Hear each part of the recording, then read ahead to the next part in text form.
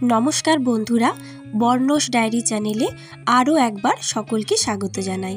আশা করি সকলেই আপনারা খুব ভালো আছেন, সুস্থ আছেন। আজ আমি আপনাদের সাথে মাংসের পিঠের এই রেসিপিটি শেয়ার করব, তাও আবার খুবই সহজ পদ্ধতিতে, যাতে বাড়িতে যে কেউ এটা খুবই সহজে বানিয়ে ফেলতে পারেন। তাহলে চলুন দেরি না করে শুরু করি। প্রথমেই বলি, এখানে আমি কিছু চিকেন নিয়ে নিয়েছি। অবশ্য আমার চিকেনে কিন্তু দেখতেই পাচ্ছেন হাড় রয়েছে, তবে আপনাদেরকে বলবো এখানে কিন্তু বোনলেস চিকেন নেওয়ারই চেষ্টা করবেন।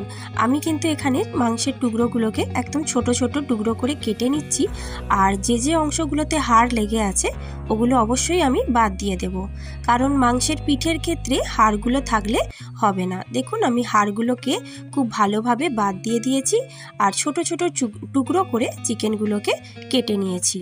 এরপরে আমি একটা পাত্রের মধ্যে এই চিকেনের টুকরোগুলো নিয়ে নিলাম। এরপরে একে একে দেব এখানে রসুন পেস্ট, আর তারপরে দেব আদা পেস্ট, 3-4টে কাঁচা লঙ্কা থেতো করে দিয়ে দিলাম, আর স্বাদ মতো নুন, আর দেব এখানে হলুদ গুঁড়ো স্বাদ মতো।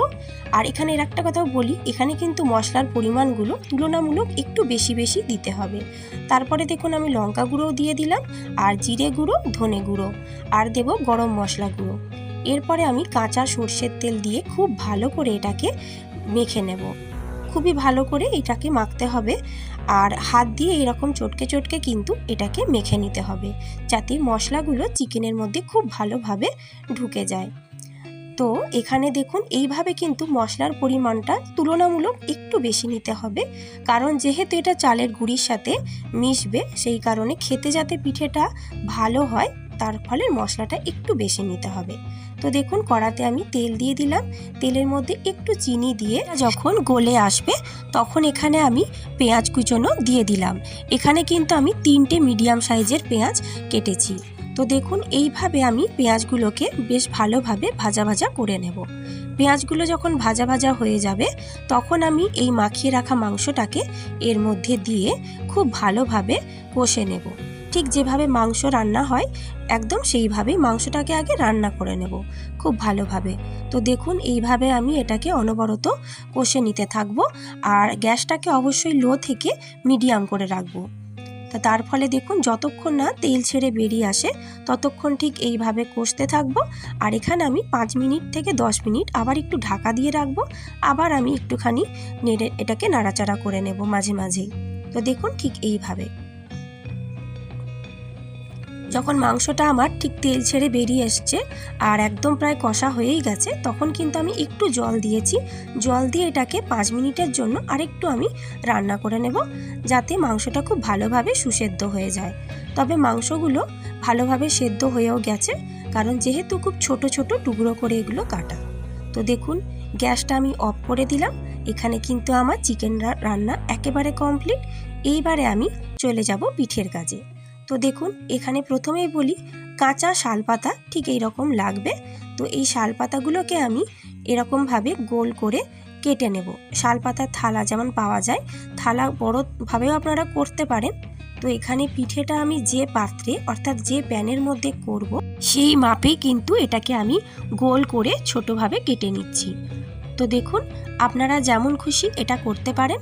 তো আমার মনে হয় এটা ছোটোভাবে কেটে নিলে আমার প্যানটার মধ্যে এটা করতেও সুবিধা হবে, আর এটা উল্টাতে পাল্টাতেও পিঠেটা অনেক সহজ হবে।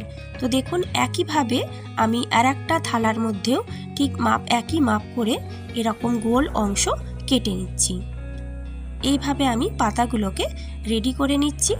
আপনারা কিন্তু একটা একটা পাতার মধ্যেও 1 চামচ করে পিঠের পুরটা দিয়েও ছোট ছোট পিঠেও গড়তে পারেন। এখানে কিন্তু আমি একদম থালার মতো এরকম গোল বড় অংশের মধ্যেই একটা বড় সাইজের পিঠে বানিয়ে নিচ্ছি। আর কেউ যদি এরকম এক একটা পাতার মধ্যেও করেন তাও হবে। তো এবারে দেখুন ওই জলটাকে খুব ভালোভাবে আমি টিস্যু পেপার দিয়ে মুছে নিচ্ছি। পাতাগুলো ধোয়া হয়েছিল সেই কারণে জল রয়েছে, ওই জলটাকে আমি খুব ভালোভাবে মুছে নিচ্ছি। এরপরে দেখুন একটু সর্ষের তেল এর মধ্যে ছড়িয়ে বুলিয়ে নিতে হবে, কারণ পিঠেটা যাতে ভালোভাবে উঠে আসে রান্না হওয়ার পরে, সেই কারণে কিছুটা সর্ষের তেল এইভাবে দুটোর দিকেই মাখিয়ে নিলাম। দেখুন এইভাবে দুটো পাতার মধ্যেই আমি সর্ষের তেলটা খুব ভালো করে মাখিয়ে নিচ্ছি। এরপরে দেখুন আর একটি পাত্র আমি নিয়ে নিলাম। এরপরে এখানে আমি কেনা চালের গুঁড়ো ব্যবহার করেছি। তো আপনাদের বাড়িতে যদি ভেজা চালের গুঁড়ো থাকে সেটাও কিন্তু আপনারা ব্যবহার করতে পারেন।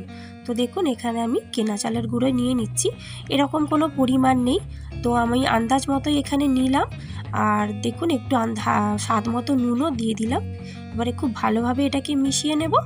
আর এরপরে এরই মধ্যে ওই চিকেনটা আমি দিয়ে দিচ্ছি।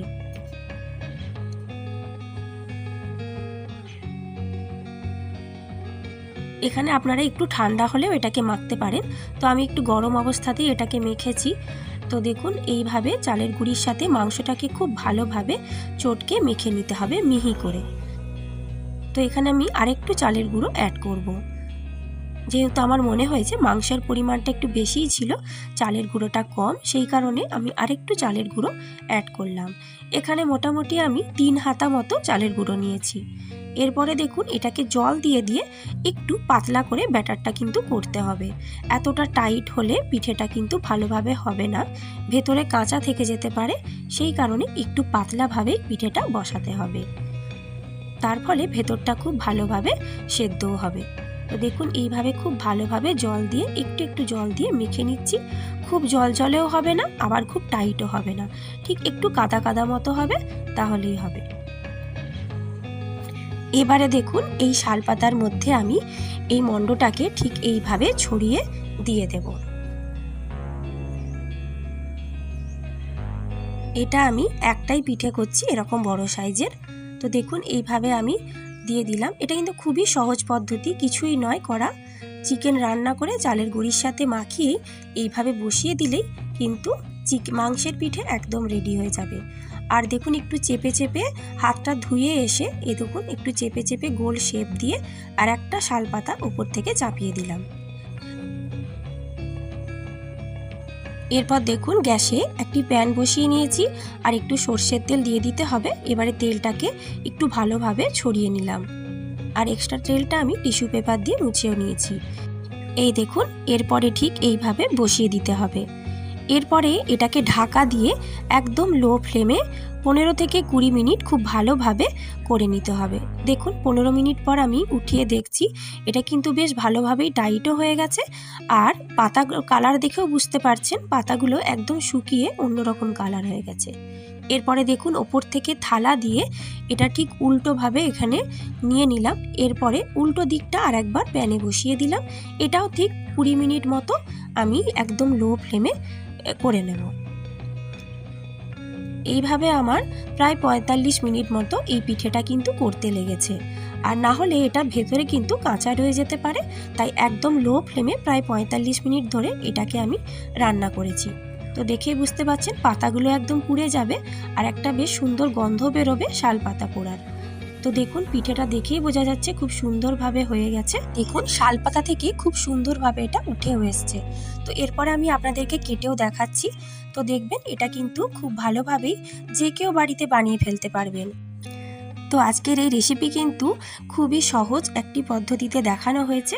তো দেখুন এটা কিন্তু খুবই সফট হয়েছে আর ভেতর থেকেও কিন্তু খুব ভালোভাবে এটা কুক হয়েছে। তো দেখুন এইভাবে আমি কেটে দেখাচ্ছি। তো এটা একটু গরম অবস্থায় কাটা হচ্ছে বলে হালকা হয়তো এরকম লেগে যাচ্ছে। আর মাংসের পিঠে গরম গরম তো খেতে হবে, তাই না? তো দেখুন এইভাবে আমি পিঠেটাকে খুব সুন্দরভাবে কেটে দেখাচ্ছি। আর ভেতরটা খুব ভালো হয়েছে সেদ্ধ, আর খেতে কিন্তু অপূর্ব হয়েছে। তো আপনারাও কিন্তু এইবারে একবার ট্রাই করে নিন এই মাংসের পিঠে। আর রেসিপি যদি ভালো লাগে থাকে তাহলে অবশ্যই লাইক, শেয়ার, কমেন্ট করবেন। ধন্যবাদ।